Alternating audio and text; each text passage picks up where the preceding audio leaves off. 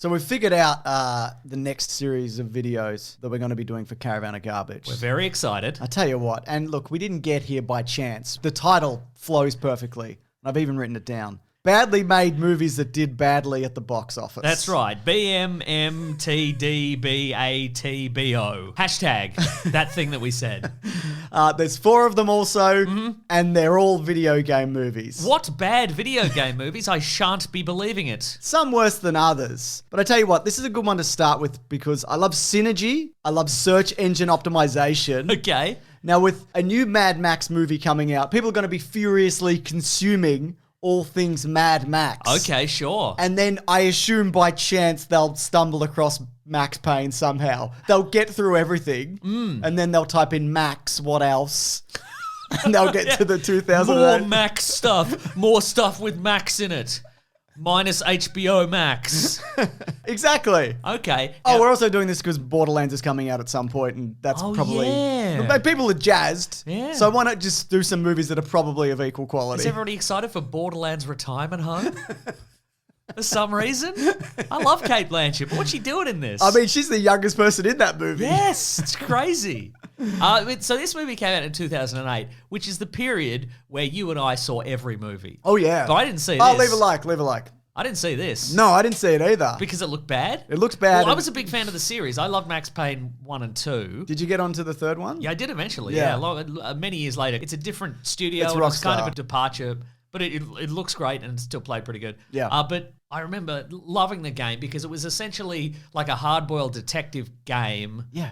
But it had the Matrix bullet time in it. That was the game mechanic. They took the mechanic from the game Enter the Matrix. That's right. 4 years earlier. That's right. And that's how they did it. That's kind of a wild thing to do, though, because those games are based on the John Woo action flicks of the 90s, like your Hard Boiled and whatever. And then this is an adaptation of those games. So it's like twice removed from the original thing. Yeah, and I think I didn't see this initially because it looked like too much of a departure from the games. Yeah, which Like it sort of is. Sort of leaned into the supernatural a little bit. Yeah. I don't know. It's a little bit John Constantine 2005 in moments. Yeah. I tell you what, though, like, we've been watching some good stuff this year. We've been riding high. We've done the Mad Max movies. We did the Planet of the Apes trilogy, the newer one. We did the Zorro duology. That's right. This was like being in a car accident. It felt like I was just walking along, going to get something for lunch, and I got hit with a brick. Like, this was...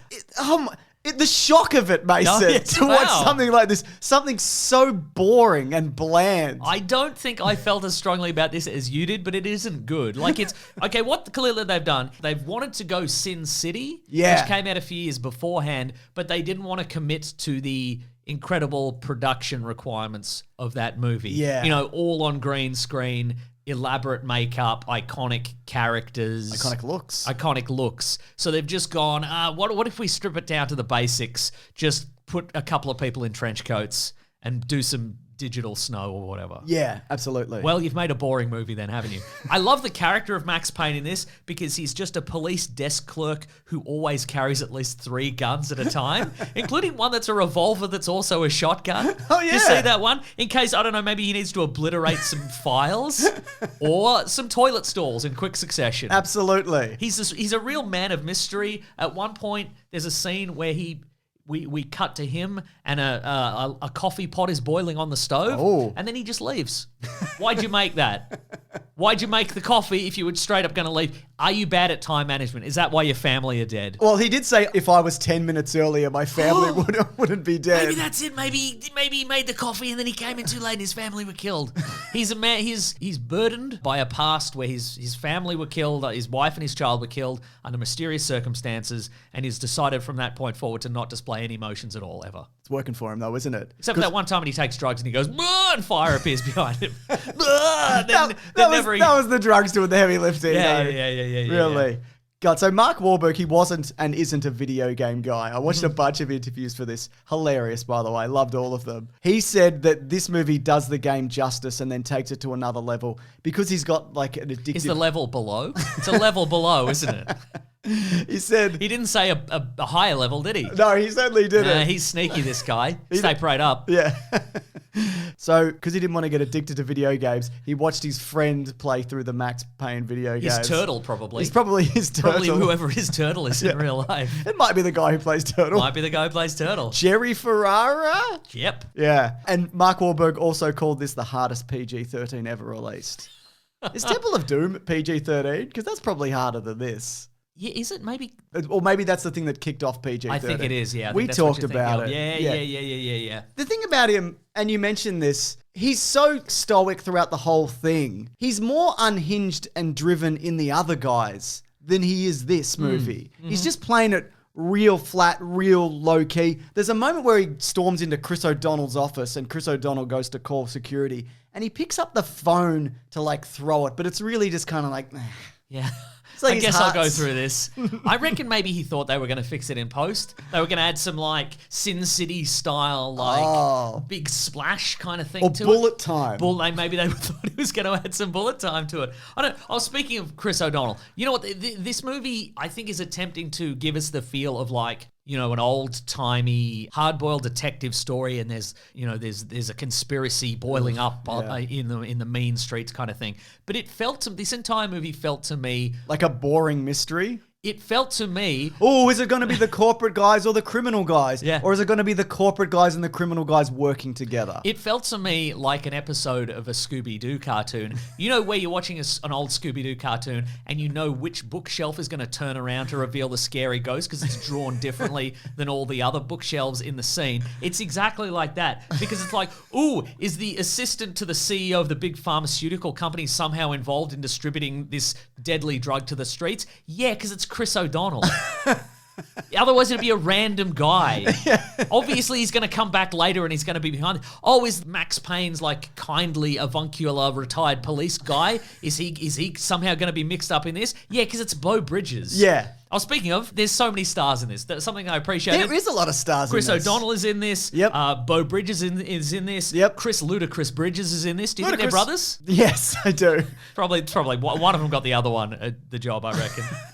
Donald Logue is in this, who I love. I love Donald Logue. I watched this and I'm like, oh my God, do you remember that show Terriers? I love Terriers. He's great in Gotham as well. Oh, yeah. He's in so many good things. Blade 1. Oh, he's in Blade 1. He gets his face pushed into a train. Oh, my There's nothing God. like that in this movie. No, absolutely Push not. his face against a train. Yeah, I agree. Push his face into a train. And it's interesting because both Jeff Bridges and Beau Bridges played iconic villains in 2008. Jeff Bridges in Iron Man.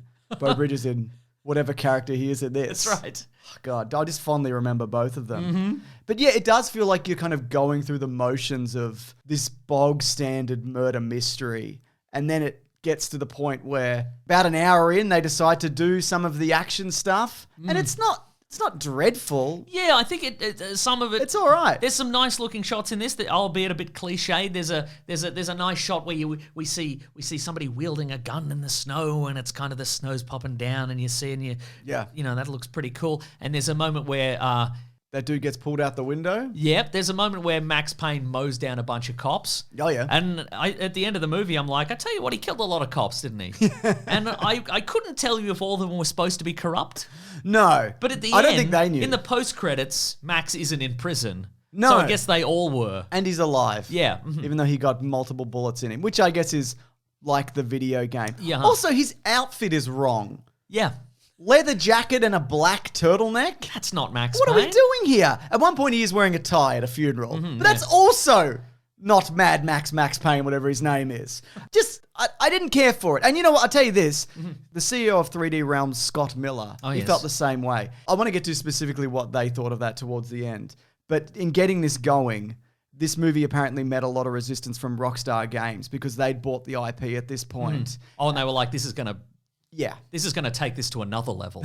No, they said this is going to hurt us. Yeah. So apparently they made serious attempts, including legal, to try and prevent this movie from being made and were non-cooperative in providing materials that would help with pre-production. So maybe this has something to do with why We this will is not like give this. you the iconic tie from Max Payne. We will not allow Mark Wahlberg any time with Sam Lake, the face of Max Payne, to get him to teach him how to do the Max Payne Max Payne face. Right? You're not going to do that?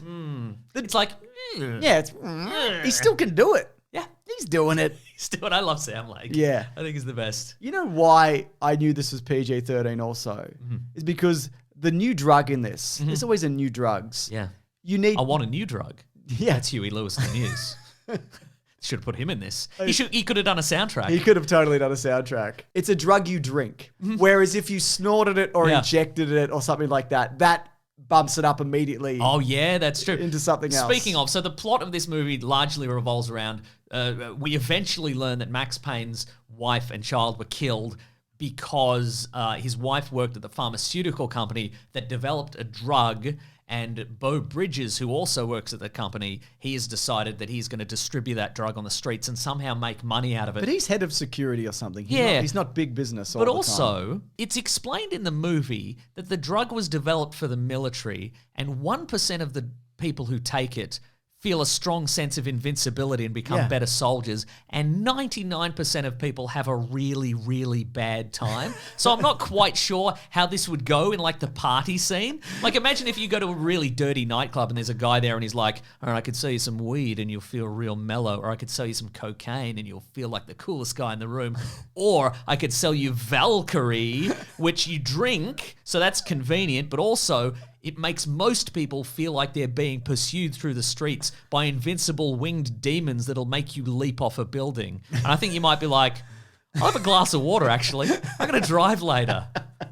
Also, I feel like the effects of this drug, they're kind of weak as piss. It's just like shadows. Yeah, huh? And you think there's some shadows. Sure. Like there are drugs that exist that you can take safely, like acid. Not that I'm saying you should. You're on acid right now. Maybe I am.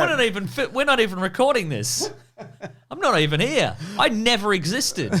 But why would you take this? What are the benefits other than you see some shadows and you go, ugh, it sucks. It's a bad drug. Nobody would take it. And also, the 1% of people who take it, who become invincible, they're not bulletproof. No. Because there's a recurring villain in this who is stalking Max for a variety of reasons. We see him mostly in the show Prison Break. That's exactly right. And he's sort of standing in the background in a few scenes. And then at the end, there's a big knockdown, drag-out fight with him and Max. And the bad guy's all shirtless and he's all a big tough guy. Yeah, and then Beau Bridges of all people, just shoots him once and he goes down. Not even 2 bullets. Yeah. It's not even, I thought it'd be one of those scenes where he takes a bullet and he keeps walking and they have to empty the magazine in him. No, 1 bullet, this guy. Maybe they did initially. This is a bad drug, I think. I agree, it's a bad drug. It makes you feel invincible, but you're not. They should drop it on the enemy. So they think they're invincible and then just charge. But they're not. They're not. Yeah, you're not wrong. But Max is kind of invincible when he takes it. I thought he was wearing body armor. But he's just being shot. That's true. Yeah. I don't know. I didn't realize that it made you invincible-ish. Because I think it sort of does. But it doesn't. It's interesting, isn't it?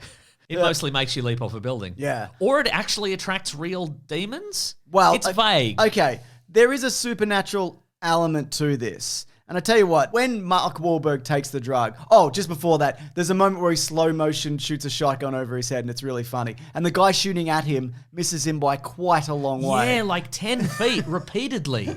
And he's got the high ground advantage. He's got a machine gun. Yeah, man. It's crazy. But I guess you're not expecting a guy to fall back, do a trust fall backwards with a shotgun in slow motion. You're expecting him to move it in regular motion, not slow motion. No, you're right. So anyway, Mark Wahlberg takes the drug and then he brings big Wahlberg energy to it. The kind of energy you expect from a man who said he could stop 9/11 if he was there. Those are his words. He didn't say he'd stop 9/11. He said it wouldn't have gone down the way it did. So based on this movie, probably worse. So just to be clear, it still would have happened. But worse. Another level. Would have gone to another level. So I think, though, a lot of this movie is practical and real sets, and you can see that, you get a sense of it. I think it does capture a feel very well, like it's got a visual flair. But then when it goes full supernatural, not as much. It kind of loses. Well, it never had it, but let's just. It goes in a different direction, which is worse, I feel. Yeah. I don't know. Is that just But they me? needed something. If they couldn't do the Sin City vibe, they needed something to put in the trailers, right? And if it's just Mark Wahlberg and Beau Bridges standing in some shadows, that's not very interesting, is it? Oh, man. Do you remember the bit where they flash back to when you realize Beau Bridges killed his wife and child? That's right. I thought... You see Beau Bridges' guilty face in like a child's mobile. Yeah. Ben and Lawrence, can you just play this scene in its entirety? Did yours stutter dramatically? Because I was watching this on streaming and I went back and did the same thing twice where it cut really hard. No, I don't know. 2 or 3 times during that scene. All right, we're going to play it, and if it's there, it's there, and if it's not, it's not, all right? And also, it's golden yellow because it's his precious memories of a better time, not because they live next to the sun, I guess. Or maybe they did. Maybe the sun moved out and was replaced by the moon. I just want to mention some weird weather moments. Weird weather moments? Yeah. Okay, sure. So there's a moment where Jeff Bridges' brother is killed by Max Payne, but it's just as he steps into the snow, and I think you mentioned this, but there's too much snow on the gun. Oh, I see. Way too much snow. Because they had to do a bunch of takes, probably. No, I think they just piled up the snow and went, this will look Okay. cool if there's more snow. Maybe it's all the cocaine that people aren't using anymore because they've got the drug that kills you now. And they're like, I don't need this. And they just throw it out the windows of their skyscrapers, you know? You might be right. And the other is, there's a moment where Donald Logue and Mark Wahlberg get out of the car in the rain to have a conversation. And they're just standing in the rain having a conversation. But like, get back in the car or huddle under a stoop. Why are you standing in the rain in a turtleneck? Like, it would get into your neck. It just wouldn't be good, Mason. I don't like it. Yeah. Did you notice in the post credits, he's graduated from turtleneck to just regular t-shirt, and I think that's symbolic of him. I think the turtleneck was symbolizing how he felt vulnerable. No. And now he's gotten over the death of his family or whatever. He can just... He's casual now. He's cool and casual now. Anyway, it's time for Trivia Pain. It's where we... Trivia, I got 2 bits. I'd love to hear both the bits. There's a lot to know. James McCaffrey, the voice of Max Payne in the video game, makes a cameo as the FBI agent at the start called Lieutenant Jim Bravara. Interesting, okay. So that's good. And this movie is also voted online as one of the worst movies ever made. Now, I looked for that. I couldn't find the specific poll. Sure, But apparently somewhere at some point this was voted as the worst movie ever made, which I don't think is true. No. It's boring. It's not the best movie ever made. It's probably not the best movie ever made. It's on another level from the best movie ever made. It's just on a different level to that. Yeah, it certainly is, isn't it? Hang on, I forgot the box office numbers. I'm just bringing them up now. You love your numbers. You love your little numbers. Thanks, man. Now, on a budget, though, of $35 million, this made $85.8 million. This did turn a tidy, tiny little profit. Good for them. Which is why they were talking about a sequel to this. Obviously, it was hinted at in the post-credits. I would have loved when he walked into the bar and there's like the reveal that there's somebody else in the bar. And I'm like, oh, who's it going to be? One of the demons? I thought, is there another iconic Max Payne character that we could introduce? Remember at the end of Uncharted? Oh, Mila Kunis is in this, by the way. Yeah, Mila Kunis. He turns around, it's Mila Kunis. She's in it for a few minutes. Yeah. Does she get an action sequence? I can't remember. Yeah, I think there's a bit where she's holding some guns. Nice. And that's nice. cool. That's cool. Yeah, I expected something else. I don't know, like even just put in another video game character. Sam Lake. Yeah. Yes, Sam Your Lake. brother's here. Still in the face. Put in Conkers from Conker's Bad Fur. Oh, hell Fur yeah. Day. That's right. These are all good. So I watched again many interviews from 2008 in the lead up to the release of this movie. There's a few things that Mark Wahlberg says. The sequel has to be better or as good as the first. All right then. Which I think is easy. If you could easily make a movie as good as this. I don't think that's a problem. Yeah. But another thing is, I watched him say, I've never done a sequel before, but it would have to be good or better to do it again. I watched him say that exact thing in several interviews, and here's a montage. They're just media trained, Mason. These Hollywood people, they're not real. Oh my God. They're not real like me and you. They're just learning their lines and they're saying them. They're saying them, Mason. Damn, dude. Yeah. Now, director John Moore, he announced there was a plan to release a director's cut of the film called the Gamer Dedicated Cut.